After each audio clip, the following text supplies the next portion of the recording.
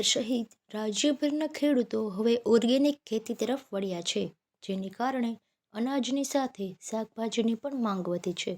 પોરબંદર જિલ્લાના અડવાણા ગામના ખેડૂત છાણિયા ખાતર અને તલની ફોતરીથી ઓરાના રીંગણાનું ઉત્પાદન કરે છે અને તેમનું સારું ઉત્પાદન મળે છે, સાથે પૂરતું વળતર પણ મળે છે. હાલ શિયાળાના સમયમાં રીંગણાના ઓરા અને રોટલા ખાવાની મજા કંઈક અલગ જ હોય છે. લોકોને રીંગણાના ઓરો ખાવાનું પસંદ કરે છે. તેમાં દેવભૂમિ દ્વારકા જિલ્લાના જામરાવાલાના ઓરાના રીંગણાનો સ્વાદ કંઈક અલગ જ હોય છે. મારું નામ મોહનભાઈ લાતાભાઈ ખાણદર, ગામ અડવાણા, તાલુકો પોરબંદર, જિલ્લો પોરબંદર.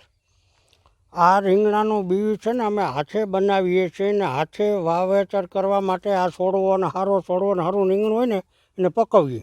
પકવા પછી એને અમે બાંધી હરખું રાખીને પીળું રેડ થઈ જાય પછી એને હાથે બી બનાવીએ. પછી અમારી રીતે દેશી ખાતર નાખીને અમે આ બી ચોપીએ. એ રોપ કરીને પછી અમે વાવેતર કરીએ. દેશી ખાતરનો ઉપયોગ વધારે કરવાનો અને આપણે આ સલ્ફર ને 80-90% આવે ને એ જ પાવાનું. બીજી કઈ જાતનું કોઈ આમાં દવા કે ખાતર ઓછું.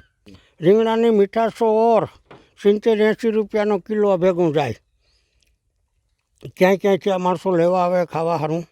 અને રીંગણા અહીંથી અમે છૂટા તો ઓછા આપીએ, બાકી તો જથ્થાબંધમાં જાય. 70 મળે તો છૂટા વેચવા પોહાય નહીં. આ વર્ષો 20 વર્ષથી હું વાવું ને 20 વર્ષ થયા. આ એક રીંગણું મને રાવલથી હું લઈ આવી અને એક રીંગણામાંથી મેં બી બનાવ્યું તો અત્યારે અમારા 2 ભાઈઓ અત્યારે છે.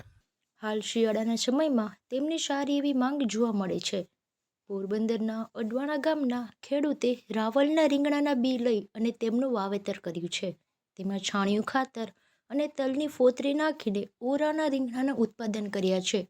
2 વીઘા જમીનમાં રીંગણાનું વાવેતર કર્યું છે. નિયમિત 25 કિલો રીંગણાનું ઉત્પાદન થાય છે. હાલ ઓરાના રીંગણાનો કિલ્લાનો ₹80-90 જોવા મળી રહ્યો છે.